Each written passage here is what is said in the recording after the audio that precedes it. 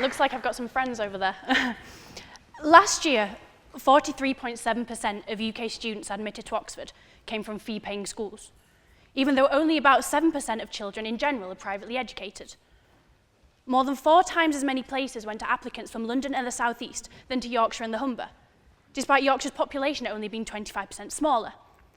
Most shocking of all, in 2015, the University of Oxford admitted 24 black British undergraduates. So right now, in first year, there are only 24 black British students in a cohort of just over 3,000. It's pretty clear that our university is inherently unequal. And if we see it as a microcosm for society in general, it seems to me to be indicative of greater issues of elitism and underrepresentation. Our society is run by a select few. They are well-educated, wealthy, white, and almost certainly cisgender heterosexual men. The few exceptions, like our own new Vice-Chancellor, are eagerly waiting the day that their minority status stops them from being a news item.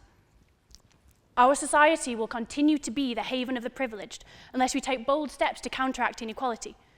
It won't go away overnight, and half measures won't do. So what's the solution? Well, as I'm going to try and convince you, it's positive discrimination. But first of all tonight, it falls to me to introduce the speakers for the opposition. And what a pleasure it is. Emily Dilliston is a second year studying French at Worcester College and is infamous for her unique gift for Facebook statuses. Oh, Emily, you gave me so much to work with, but all I can say is that I'm slightly shocked that you prefer CEOs to biceps. Next, we have Sunny Hundal, a journalist, lecturer, consultant, and author. He's written for The Guardian, The Financial Times, and The Independent, and he's a keen blogger. In 2010, he was a vocal supporter of the Liberal Democrats, so I'm not too sure how confident I'd be if I was on his side tonight. Joking aside, I found his reflections on the subject especially fascinating, and I'm looking forward to his contributions. Finally, closing the debate tonight is Katie Hopkins. She was lovely to me at dinner, so I do apologise. In introducing Katie, I certainly feel a little bit of pressure. Suggestions from my friends have ranged from apathy to things I'm not certain I'm allowed to say in public.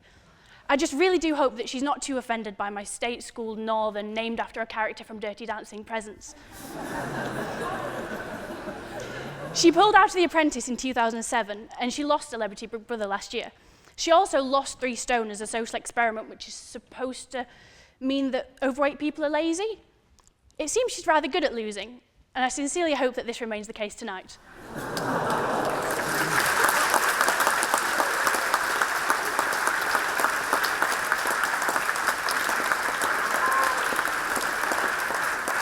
Mr. President, these are your guests, and they are most welcome.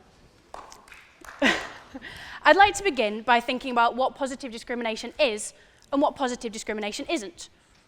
Positive discrimination doesn't mean that the world will be run by women, but it does mean giving a person preferential treatment on the grounds of their gender, sexuality, ethnicity, age, or marital status. So if there are 2 candidates for a job who are on an entirely equal footing, they have the same qualifications and are otherwise meritocratically identical, the candidate from the minority group will be offered the job. It is true that positive discrimination for the purposes of filling up diversity quotas is not, at present anyway, illegal anywhere in the European Union, although positive action, its slightly sanitized cousin, is. In America, positive discrimination in the form of affirmative action has been regularly practiced since President JFK signed Executive Order 10925 in 1961. Now, this order stipulated that government employers, and I'm quoting here, take affirmative action to ensure that applicants are employed and that employees are treated during employment without regard to their race, creed, colour, or national origin. In 1967, this policy was extended to include gender and sexuality. This technical side of the argument, thank you.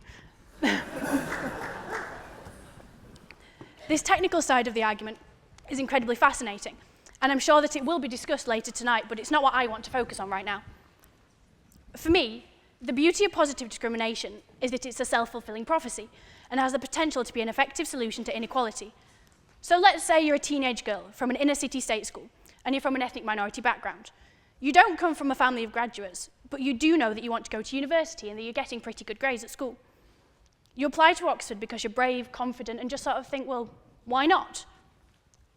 The interview is one of the scariest things you've ever done, but it all goes well, and a month later you get that letter that we all remember so well. You're being accepted because of your talent, but also because of your background, because in this hypothetical situation, the university discriminates on the basis of certain social groups, some of which you belong to.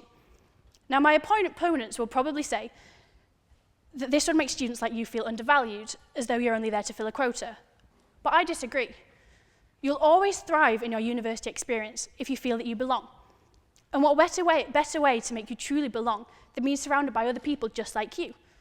Quotas don't belittle, they create a platform.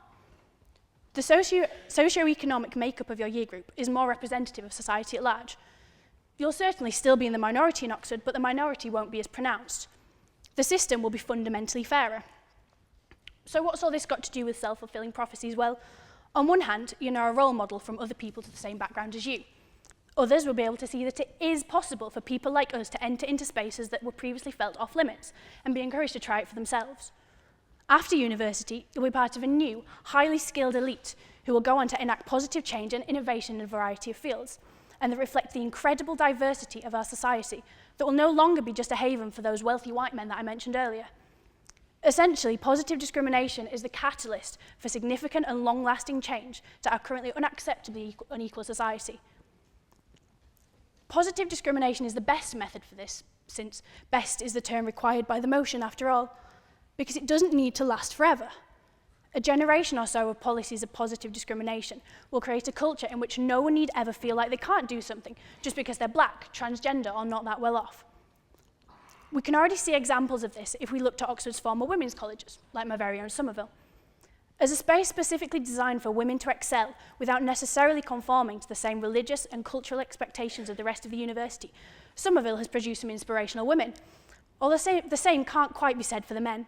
Sorry, Stu. Indira Gandhi, Dorothy Hodgkin, Margaret Thatcher, Iris Murdoch, all first in their field, these women defied the boundaries prescribed to them by gender and have become role models for so many. Now, I'm never going to be a fan of Mrs. Thatcher, but she is part of a history of powerful women who broke the mould. So when I'm sat in hall or in the library, I'm surrounded by portraits of women of all heritages, and it reminds me, and so many other students, that we can achieve whatever we want regardless of our background. It gives me confidence that, as a young woman who went to a state school, I can go on to be successful too. I can make waves in this world that previously I felt were off limits.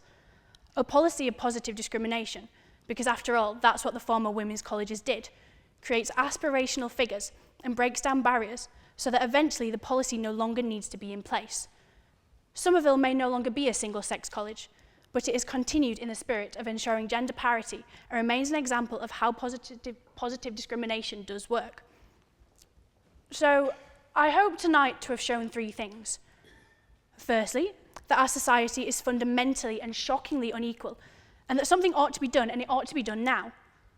Secondly, that positive discrimination has a place of the most effective way of going about addressing this inequality. And finally, that positive discrimination does work.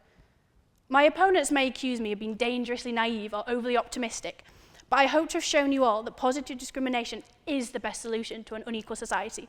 And with that, I urge you to support this motion. Thank you.